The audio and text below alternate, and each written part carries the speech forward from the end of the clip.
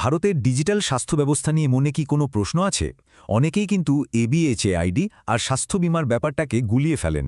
চলুন আজকে এই ব্যাপারটা একদম পরিষ্কার করে নেওয়া যাক। আচ্ছা, একটা প্রশ্ন কিন্তু প্রায় শোনা যায়। এবিএইচএআইডি থাকলেই কি ৫ লক্ষ টাকার স্বাস্থ্য বীমা পাওয়া যায়? এই ধারণাটা কিন্তু বেশ ছড়িয়ে পড়েছে। তো চলুন আজ এই ব্যাপারটা নিয়ে সব ধোঁয়াশা দূর করে ফেলি। চলুন সবার আগে যে ভুল ধারণাটা সবথেকে বেশি ছড়ায় সেটাকেই ভাঙা যাক। অনেকেই ভাবেন এবিএইচআইডি তো বানিয়ে ফেলেছি, তার মানে আমি পিএমজেএওয়াই বীমার আওতায় চলে এলাম। কিন্তু সত্যিটা কি তাই? এক কথায় বলতে গেলে এই ধারণাটা একদমই ঠিক নয়, পুরোপুরি ভুল। এবিএইচএআইডি আর স্বাস্থ্য বীমা কিন্তু দুটো সম্পূর্ণ আলাদা জিনিস। তাহলে মনে প্রশ্ন আসতেই পারে, এভিএস যদি বীমা না হয় তাহলে এটা ঠিক কি, আর এটা দিয়ে আমাদের কি লাভ হবে? সহজ করে বললে এবিএইচএ হল আপনার স্বাস্থ্যের একটা ডিজিটাল আইডি কার্ড। ব্যাপারটা অনেকটা আধার কার্ডের মতো। ওটা যেমন আপনার পরিচয়ের প্রমাণ, এবিএইচও তেমনই আপনার সমস্ত স্বাস্থ্য তথ্যের একটা ডিজিটাল চাবিকাঠি। আবারও বলছি, এটা কিন্তু কোনো বীমা পলিসি নয়। ভেবে দেখুন তো একবার, আপনার সব মেডিকেল রিপোর্ট, প্রেসক্রিপশন, চিকিৎসার সব ইতিহাস, সব কিছু একটা ডিজিটাল লকারে একদম সুরক্ষিত আছে। আর যখন দরকার শুধু একটা ক্লিকেই ডাক্তারের সাথে সবটা শেয়ার করে দেওয়া যাচ্ছে। এটাই হলো এবিএইচ-এর আসল কাজ।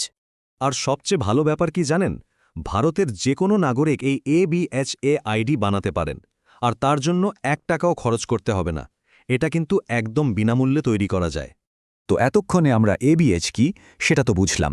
এবার চলুন একদম মুখামুখি দেখি এবিএইচ আর পিএমজেএওয়াইয়ের মধ্যে আসল পার্থক্যটা কোথায়। পার্থক্যটা কিন্তু একেবারে দিনের আলোর মতো পরিষ্কার। দেখুন, এবিএইচএ হলো একটা হেলথ আইডি, যার কাজ আপনার মেডিকেল রেকর্ড গুছিয়ে রাখা, আর এটা সবাই বিনামূল্যে বানাতে পারে। আর অন্যদিকে পিএমজেএওয়াই হলো একটা স্বাস্থ্য বীমা প্রকল্প, যেটা বছরে ৫ লক্ষ টাকা পর্যন্ত চিকিৎসার খরচ দেয়, কিন্তু এটা শুধু সরকারি তালিকা অনুযায়ী যোগ্য পরিবারের জন্যই। মানে একটা হলো আপনার ডেটা ম্যানেজ করার জন্য, আর অন্যটা হলো আর্থিক সুরক্ষার জন্য। তাহলে এত সব আলোচনার পর সবচেয়ে গুরুত্বপূর্ণ যে কথাটা মনে রাখতে হবে সেটা কি? চলুন শেষবারের মতো একবার দেখে নিই। এই যে দেখুন, এটাই হলো মূল কথা। এবিএইচআইডি আর পিএমজেওয়াই বীমা এক জিনিস নয়। এই দুটোকে একদমই গুলিয়ে ফেললে চলবে না।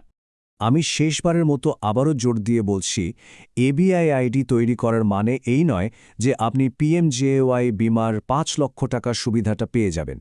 ওই বীমা পাওয়ার জন্য যোগ্যতা আর তার নিয়মকানুন কিন্তু সম্পূর্ণ অন্য একটা বিষয়।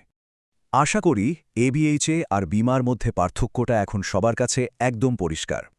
এখন প্রশ্নটা হলো, এবিএইচএ আমাদের স্বাস্থ্য সংক্রান্ত তথ্যগুলোকে ডিজিটালি সুরক্ষিত রাখার যে অসাধারণ সুযোগটা করে দিচ্ছে, সেটার গুরুত্ব আমরা ঠিক কতটা বুঝতে পারছি? এই প্রশ্নটাই ভাবার জন্য রইল।